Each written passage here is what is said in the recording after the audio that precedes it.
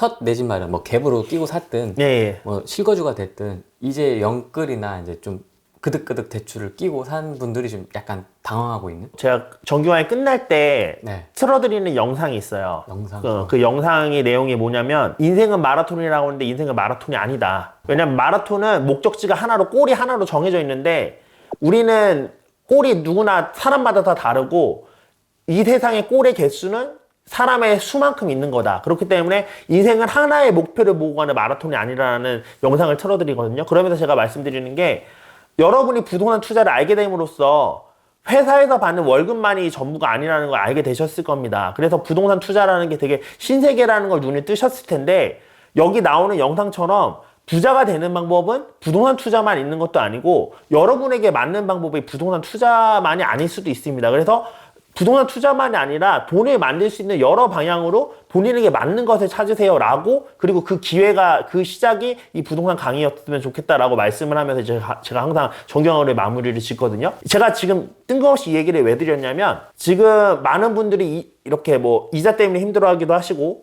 영끌에서 부동산 투자해서 이제 어떻게 해야 되냐 이렇게 막막해 하시는 분들도 많아요. 그리고 2030 분들도 많으시고 근데 그런 분들이 대부분 해법을 어디서 찾으시려고 하셨냐면 부동산 내에서 찾으려고 해요. 부동산을 해봤으니까. 네. 부동산으로 해서 지금 안 좋은 건데 부동산 내에서 해법을 찾으려고 하니까 더 어려운 거예요. 왜냐면 지금 부동산으로 사실 계산이 안 나오는 시장이거든요. 왜냐면 저희가 그동안 아파트를 해왔으니까 뭐 토지나 상가나 뭐 빌딩이나 이런 데서 뭐 아니면 지식산업센터 이런 데서 이제는 답을 찾으려고 할 수도 있는데 지금 보면 금리가 올라갔기 때문에 제가 누누이 말씀드렸지만 금리가 올라가면 수익형 그 부동산들은 쥐약입니다. 지금 상가나 빌딩이나 다 가격 많이 꺾이고 있어요. 물론 이제 정말 비싼 빌딩들은 그분들이 뭐 사실 한두 푼 갖다 뭐 흔들릴 그런 부자들은 아니니까 그런 것들은 예, 그런 것들은 가격을 유지하고 있는데 그렇지 않고 최근에 많이 지었던 이제 꼬마 빌딩이나 이런 것들은 가격이 많이 흔들리고 있단 말이에요. 그런 이유가 금리가 올라가서 그런 거예요. 그러면 상가로 가기도 애매하고 빌딩으로 가기도 애매해. 그리고 이 빌딩이나 상가나 뭐 아파트나 뭐 빌라나 이런 것들 다 땅을 기반으로 짓는 건데 이 땅을 기반으로 짓는 그런 것들이 흔들거리는데 땅값이 팍팍 올라줄 거냐라고 했을 때 그것도 아니란 말이에요. 그러면 부동산 내에서 해법을 찾으려고 하면 사실 되게 어려워요. 저는 벌써 몇 년 전부터 이제 후랭이 TV에서 나와서 말씀드렸던 게 제가 이제는 얼마 전에 캠핑카 사업을 공식적으로 접었지만 캠핑카 사업을 했던 것도 왜 뜬금없이 캠핑카 사업이냐라고 했을 때 부동산에만 포트폴리오가 올인돼 있으면 부동산이 흔들릴 때 안 된다. 나는 강의도 부동산 강의를 하고 있지 않느냐. 그러니까 그것과 별개 되는 사업을 나는 전혀 상관없는 사업을 하려고 캠핑카 사업을 시작했다라고 말씀을 드렸었고 그리고 계속해서 사업 쪽으로 집중하고 있다는 것도 벌써 한 1, 2년 전부터 후랭이 TV에서 나와서 말씀을 드렸던 거예요. 그게 왜 그러냐면 부동산이 망가졌을 때 부동산에서 답을 찾으면 답이 안 나올 거라는 걸 알고 있었기 때문에 그랬던 거예요. 그래서 지금도 부동산 투자를 해서 지금 어려운 분들이 계시다면요. 이 해답을 부동산이 아니라 다른 쪽에서 찾아야 돼요. 주식? 주식도 어렵죠, 지금. 그러니까 지금 어떻게 보면은 원래는 사실 부동산이 어려우면 주식이나 이런 데서 방법을 찾는 것도 방법이 될 수 있는데 지금은 달러 빼고는 자산, 그러니까 투자 관련된 거는 다 어렵단 말이에요. 예를 들면 코인을 투자했는데 코인에서 실패했어. 그거를 코인에서 답을 찾으려고 하면 답이 안 나온다는 얘기예요. 주식 투자로 했는데 주식이 지금 장이 다 안 좋아서 내 주식도 망가졌어. 근데 주식에서 답을 찾으려고 한다? 쉽지 않다는 거예요. 그러면 그것과 전혀 반대되는 데서 찾아야 되는 거고 지금 상황에서는 계속 말씀드리지만 사업이나 이런 다른 방면 왜냐면 지금 제일 큰 문제는 뭐예요? 이자를 내기가 힘들다는 거잖아요. 금리가 올라가서.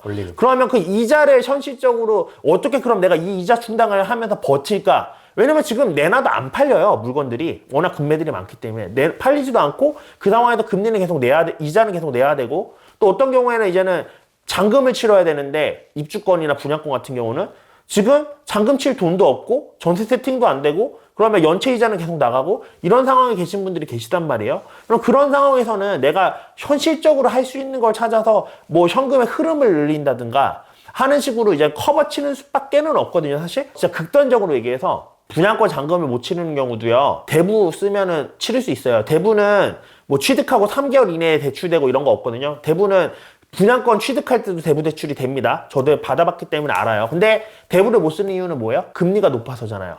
그러면 이 금리가 높은 거는 현금 흐름만 커버가 되면 이자 낼 수 있다는 소리고 그러면 결국 그 문제도 해결이 되는 거예요. 결국에는 이런 쪽으로 해결을 해야 되는데 지금 여러분들이 하는 거 뭐냐면요. 무주택자분들은 요즘 하락론자분들 엄청 이제는 TV에 자주 나오시잖아요. 그런 예. 분들 보면서 역시 내 말이 맞았어. 안 사길 잘했어. 이러고 계시고.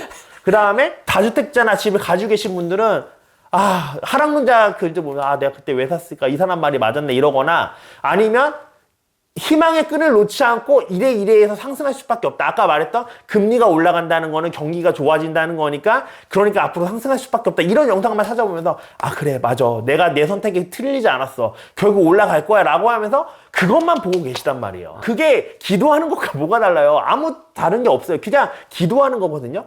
근데 기도한다고 현실이 바뀌지 않는다는 건 누구나 알고 있잖아요. 그러면 제가 지금 말씀드리는 거는 회의론에 빠져서도 안 되고요. 낙관론에 빠져서도 안 되고요. 현실을 직시하고 내가 할 수 있는 걸 해야 돼요. 후랭이TV에서 지난번에 나왔을 때도 아마 얘기했던 것 같은데 제가 작년에 4억을 사기를 당했단 말이에요. 그러면 4억이라는 금액을 사기를 당한 건요. 지금 여러분들이 부동산 투자해서 손실 난 거랑 아마 비슷할 거예요. 저는 부동산 시장을 되게 잘 읽었습니다. 그래서 4억을 준비하고 있었던 거예요. 이렇게까지 금리가 급등할지는 몰랐지만 어쨌든 안 좋은 시기가 올 거를 대비해서 캐파를 많이 남겨두고 있었던 거예요. 근데 그걸 사기 맞아 버리는 바람에 지금 저도 똑같이 힘든 시기를 보내고 있는데 그럼에도 불구하고 제가 4억을 사기 맞았다고 해서 모든 걸 다 손을 놔버리고 이 새끼가 돈을 주겠지, 이 사기꾼이 돈을 주겠지, 아니면 금방 결판이 나서 얘가 나한테 딜을 하러 오겠지라고 기도만 하고 있었으면 저 지금 벌써 두 손 들고 나자빠졌어야 됐어요. 왜냐면 지금 월에 내는 이자가 그 사기 당한 것 때문에 600, 700씩 내야 된단 말이에요. 근데 금리는 또 오르고 있잖아요. 근데 그 상황에서 저는 손을 놓고 두 팔 든 게 아니라 지금 현실적으로 현실을 직시하자. 이놈이 돈을 나한테 줄 확률은 제로에 가깝다. 소송은 이기겠지만 그럼으로 인해서 얘가 감옥에 안 가고 나한테 돈을 주기로 한다는 거는 그냥 보너스라고 생각을 해두고 지금은 그 보너스는 생각 안 하고 현재를 버틸 수 있는 준비를 해야 된다라는 식으로 마음을 갖고 액션을 취했기 때문에 지금 제가 버티고 있는 거란 말이에요. 여러분들도 똑같아요. 저는 여러분들이 지금 맞고 있는 거 벌써 작년에 맞았다니까요. 부동산 깎였다고 해서 4억 이상 깎이신 분들 그렇게 많지는 않으실걸요. 지금 물론 엄청 많이 가지고 계신 분들은 그렇겠지만 그분들은 뭐 저보다 부자니까 제가 뭐 알고 할 얘기는 아니고요. 저랑 비슷한 수준이신 분들은 뭐 손실 지금 저는 4억이 게다가 확정 손실이잖아요. 지금 이렇게 보신 분들 많지 않으실 거란 말이에요. 그러면 그 상황에서 여러분들이 하셔야 되는 거는 현실을 직시하고 지금 할 수 있는 것들을 하셔야 된다는 겁니다. 그러니까 다른 거 뭐 기사 찾아보고 고민하지 마시고 현실을 직시하면서 하고 그러면서 우리가 한편으로는 또 뭘 해야 돼요? 현실을 직시하면서 이자를 내면 지금의 내가 한 방 먹었잖아요. 저도 무슨 생각하겠어요? 이 사기꾼한테 한 방 먹었으니까 이 자식한테 어떻게 복수해주지? 라는 생각을 하잖아요. 그러니까 이제는 소송을 하는 건데 사실 소송으로도 속이 안 풀려. 근데 뭐 법적으로 하는 수밖에 없으니까 이렇게 하는 건데 우리는 지금 시장한테 한 대 얻어 맞았잖아요. 네. 시장에게 복수를 해야겠죠. 그럼 어떤 복수를 해야겠어요? 나중에 상승장이 왔을 때 나 누구보다 많이 먹고 나올 거야. 나는 복수의 준비를 해야 된단 말이에요. 그러면 내가 현실적으로 취할 수 있는 건 취하면서 다음 장에 지금처럼 당하지 않기 위해서 부동산 투자에 관련된 지식을 한편으로는 쌓고 있어야 되는 거예요. 뭐 지금 시장 안 좋다고 하니까 공부도 안 해. 그렇다고 이자를 더 내기 위해서 뭐 현금 흐름을 늘리는 노력도 안 해. 그냥 영상 보면서 그래, 곧 오를 거야. 이제 금리 이렇게 급격하게 오르고 얘가 얼마까지 올리겠어. 이제 곧 멈추겠지라고 하면서 뇌피셜로만 계속 힐링하고 있는 거예요. 그럼 뭐가 바뀌냐고요.